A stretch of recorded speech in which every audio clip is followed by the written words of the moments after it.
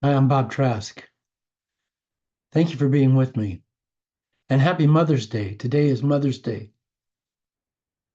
You know, William Arthur Ward, a man with over 4,000 published motivational sayings, said this: the adventure of life is to learn. The purpose of life is to grow. The nature of life is to change. The challenge of life is to overcome. The essence of life is to care. The opportunity of life is to serve. Service is everything. The secret of life is to dare. The spice of life is to befriend. The beauty of life is to give. So let me ask the question of you and of me both. Is if the adventure of life is to learn, thank you, Arthur Ward, if the adventure of life is to learn, am I learning? If the purpose of life is to grow, am I growing? If the nature of life is to change, am I changing? Am I willing to change? Or am I hanging on to the rope? The challenge of life is to overcome. Am I overcoming? Am I overcoming my own doubts, my own fears? If the essence of life is to care, how many people am I caring for? Or are you doing this thing that I sometimes do, and that's that I care for those who I feel compatible with, or I feel like they're caring for me? Or am I just caring for everyone? If the opportunity of life is to serve, then am I serving? And if the secret of life is to dare, how much do I dare? And if the spice of life is to befriend, then who am I befriending? And if the beauty of life is to give, am I giving? Today's talk on this Mother's Day talk is make your life sing. And it seems like we all want something. I don't think we're greedy, but we want more. It doesn't make any difference how much we have. There always seems to be an inner voice that's saying, let's get more. Let's be more. Let's do more. Let's have more. Is that a childish refusal to accept what we have and just be grateful for it? Or is it something more than that? Maybe even something divine, maybe a calling from within, maybe a calling. The word vocation is not supposed to be this place where we go and work every day and go home and have our cold beer and say, God, I have to get back up tomorrow morning and go back. That's not a vocation. The vocation comes from the Latin word vocare, which means to call. It's a calling. Are we called to do what we're doing? If not, let's listen to the call and let's change. Let's follow our bliss. Look, if we stay healthy, and that's largely up to us, we can pretty easily live to be 100 years old. So if you're listening to this talk and you have a nice home, nice cars, money in the bank, you may wonder why you're always being pulled forward for more. Now, if you're like a lot of well-to-do people, your urges may just be to make more money and get more stuff. And now here's where this talk might have value for you and for those people like that, because I'm about to tell you that the urge to get more is not so easily solved just by getting more. It's not, that urge is not solved just by getting more stuff or more money. Those don't quiet the urge. And why, we wonder. Our mind tells us that we need more, so why not getting more? Why doesn't getting more satisfy us? On a deeper level, we already know the answer to that. But today I'm going to make it as clear as possible for us. We're not our bodies. We're not our brains. We're not even our minds. We're eternal beings Some people say spiritual beings. What the hell ever that means? Just beings. We're us. We're the us that are riding around in these magnificent body vehicles so that we can fully experience and express ourselves in this paradise. And some are going to say, oh, well, what paradise? I don't see this as a paradise. Can I remind you all that Buddha said to live in beauty delights the heart? To live in beauty delights the heart. He's indicating that when we see through the eyes of beauty, everything's beautiful. Jesus agreed. Jesus said, the kingdom of God is within you. I was a professional singer and I lived in San Francisco. And I got up real early one morning and I heard some singing. God, it was the most beautiful voice I had ever heard. And I was studying voice and studying singing. So I pretty much knew what I was hearing was the very most exquisite voice I'd ever heard. High, clear, full.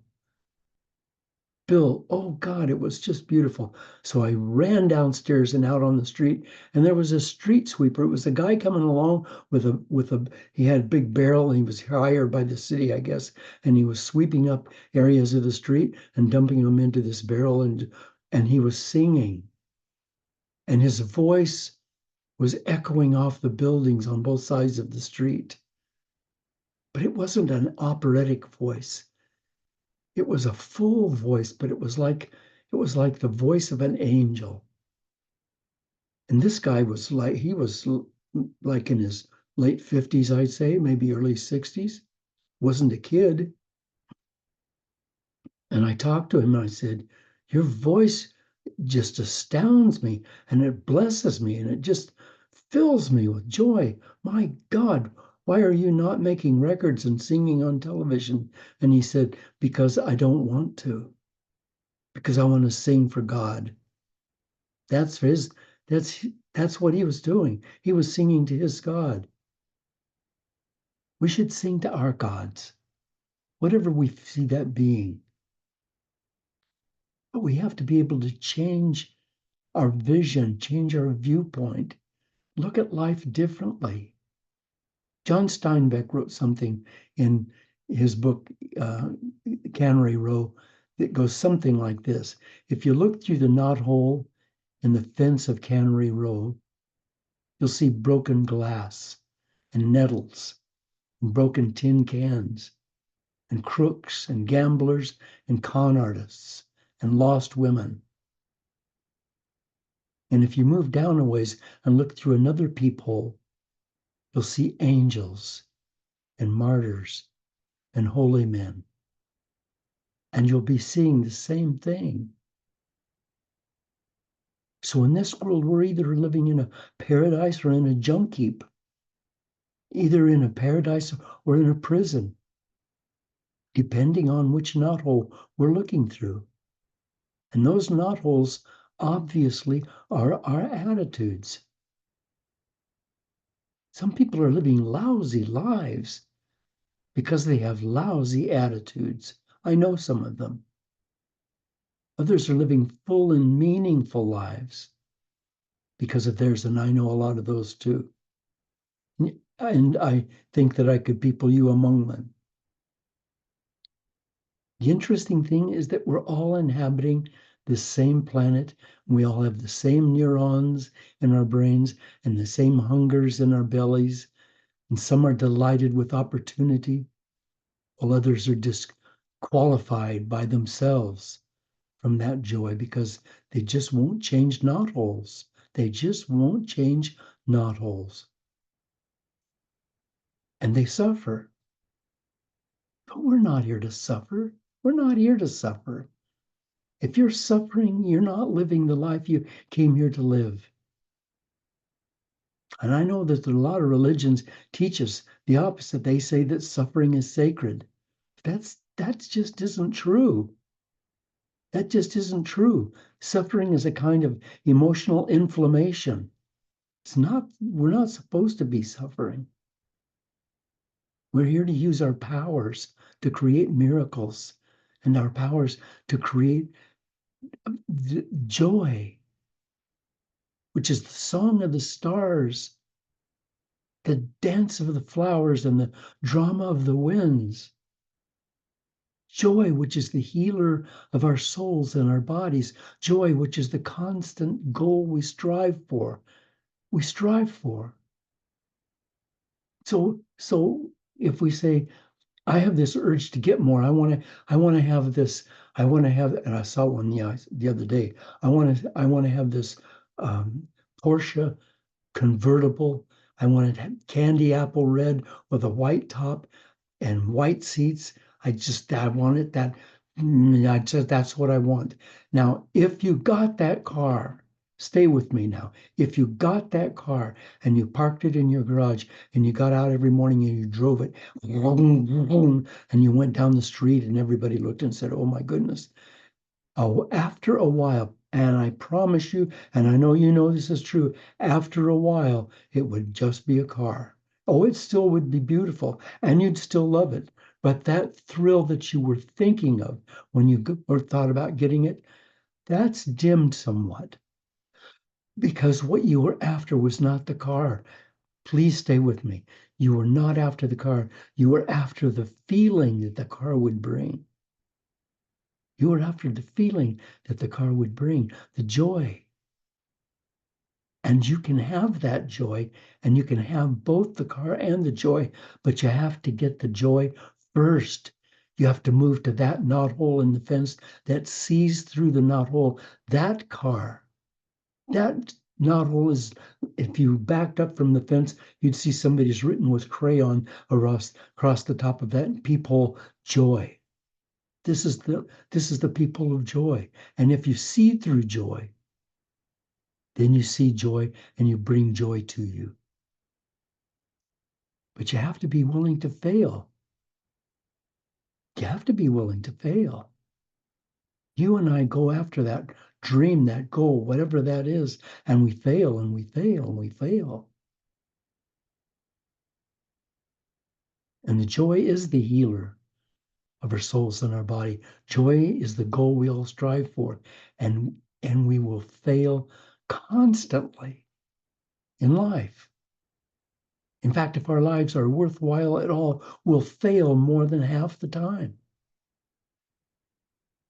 Robert Kennedy said, "Only those who dare to fail greatly can ever achieve greatly." Robert Kennedy, that great man who was terribly assassinated like his brother Jack. But what an amazing man he was. And now we come to it. Now we come to it. I've said that we're more than we're called forward to be, that we're more than we're called forward to do and have because of shallow thinking. Some people think that means more money or more stuff. But we're here to see clearly that what we want more of is joy, not the same flavor of joy we had last week. No, that was a great joy. Boy, I loved that joy. It was a garlic spiced joy. I want a different joy this week. A new joy, fresh joy, one that delights me in a new way and makes me feel young and makes me feel new again.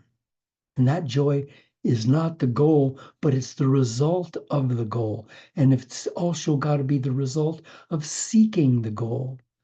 So when I look at that goal, whatever that goal is, when I look at that goal, when I see that vision of that thing that I want, then I need to be feeling the joy of having it already. Because that's how it comes to me. That's the electromagnetic force that brings it to me. But I have to be willing to change my knotholes. Gail Sheehy said, if we don't change, we don't grow. If we don't grow, we aren't really living. Our 10-year-old daughter, Chauncey, was on a soccer team, and it was a good team. It was really good. It wasn't the great team, it wasn't the top team. The next game that they were going to play was going to be a run against the number one team in the league.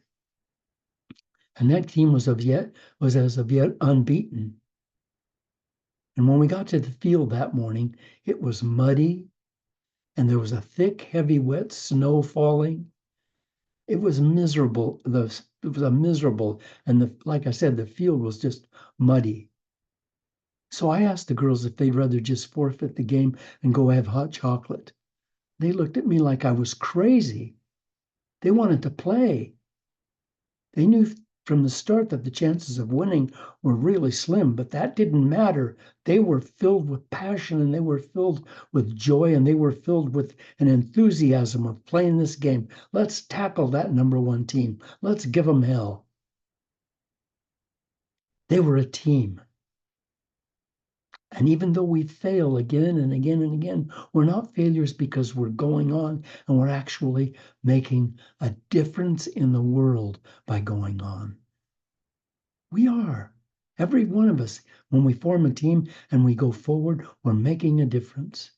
And Margaret Mead reminded us, never doubt that a small group of thoughtful, committed citizens can change the world. Indeed, it's the only thing that ever has. So your small team, your small group of people doesn't make any difference if you fail. Doesn't. What matters is that you have the vision and you're moving toward it and you're creating it as you move. See, here's the lesson. It isn't winning that gives us the joy. It's getting in the game with your team and playing your best. That's the joy. And sometimes you'll win, but that's not so important. Just venturing forward to see what you're made of. Venturing forward to make a mark here that time cannot erase. I'm a Mariners fan, Seattle Mariners baseball team. They've never been to the World Series. Last year they almost got there. They didn't quite get there. This year they're playing less than 500 ball. That means they're losing more than half of their games. So why would they bother? They've never been to the World Series. They're losing over half of their games. But if you watch them play, they've got big grins on their face. They're just this one player, Rodriguez, is just he gets on base and he dances up and down and he's got a big smile on his face. They're loving this. They're loving. Let's love playing the game. Let's get in the game. Our girls lost that game on the mountain that day. At the end, they were covered with mud and near freezing, but they were all talking at once and laughing, how girls do, all talking at once and laughing. And that joy is still available for us at any age, but we have to be willing, what? To let go of the urge inside of us to find this stuff and have it replaced by the urge to find the joy of being a new person today. Anyone can do again and again and again what they've already done. An artist paints a picture and it wins prizes. And then does that artist paint the same picture over and over again? Or does she take a risk and reach for a brand new flavor of joy? And the second and third or fourth and the fifth following paintings maybe won't do as well. Maybe they won't even sell, but she's still in joy and she's expressing that voice that's uniquely hers. And I've said here so many times, and it's been proven that we think 95% today and tomorrow and every day the same thoughts. That means we'll live the same lives over and over and over again. And it's like the movie Groundhog Day. There's nothing new. And the longer we avoid breaking out of that ego prison, the more frightening and distant that reality will seem. So let's take a risk. Let's take a risk, shall we? Let's break out. Let's try something new. Let's go for joy. Let's go for bliss. Let's go for ecstasy. Let's go for whatever it is, chocolate, ice cream, a walk in the park, of calling a friend, giving someone a hug, receiving a hug. Not something that seems outlandish, but something that feels like it might be really thrilling. I'll meet new people. I'll create something or involve myself in something that feels beyond me, beyond my self-identity, beyond my comfort zone. And when I crawl into bed that night, I'll be a new person and I'll be young again. So where inside of me am I going to find that urge? We ask ourselves, where's joy inside of me? And where does it want to lead me? And if I'm in a terrible relationship or I'm suffering from poverty or suffering from a dreadful illness, maybe I'll think that joy doesn't exist for me. And yet it does, because I'm still alive. And joy is life if I can look through that knothole in the fence. And if it's tough, Winston Churchill said, if you're going through hell, keep going. Don't stay there. As long as you're alive, there's joy somewhere in you. And the mission is to find it and to dare to let it pull you forward out of your self-doubt into a self-expression that's brand new. I'll tell you, some of the greatest creativity in the world was done by people who were shining a light of joy through the darkness of their despair. Michelangelo, the famous, wonderful Michelangelo, who created the Pieta, which is the most magnificent statue anywhere in the world. And he created the David, and he created one of the world's most significant masterpieces in the Sistine Chapel ceiling painting. And when he painted that, he was angry and depressed and feeling trapped. And he didn't allow himself to stay in the anger and the depression and the feeling trapped. He opened up his heart and let the joy flow through that. And it got colored by that, of course. And that's what made the painting so magnificent. We bring the negative forward and let it come forward, but let it be colored by the positive. Let it be joy. Joy is not happiness. Joy is a state of being. Happiness is the result of something. Joy is not the result of something. And we can have it. We can win all the time if we can just get our boots on and get out of the mud and start trying to do something fun. Fun, fun. Our lives will no longer be replays of yesterday and yesterday and yesterday and yesterday and last week and last year. Our lives will be reinvented as new adventures of joy, of love, and of bounty.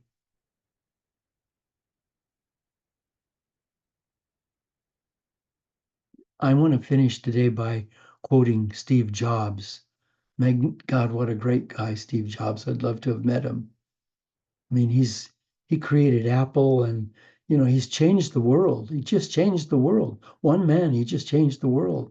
Got Apple phones and Apple computers all over the world. He's an amazing guy.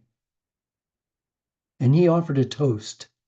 He said, here's to the crazy ones, the misfits, the rebels, the troublemakers, the round pegs in square holes, the ones who see things differently. They're not fond of rules. You can quote them, disagree with them, glorify them, or vilify them. But the only thing you can't do is ignore them, because they change things. They push the human race forward. And while some may see them as the crazy ones, we see genius. We see genius.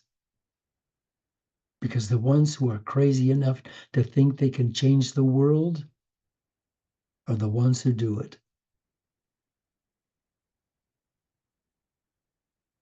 And finally, from the great author A.A. Milne, is this: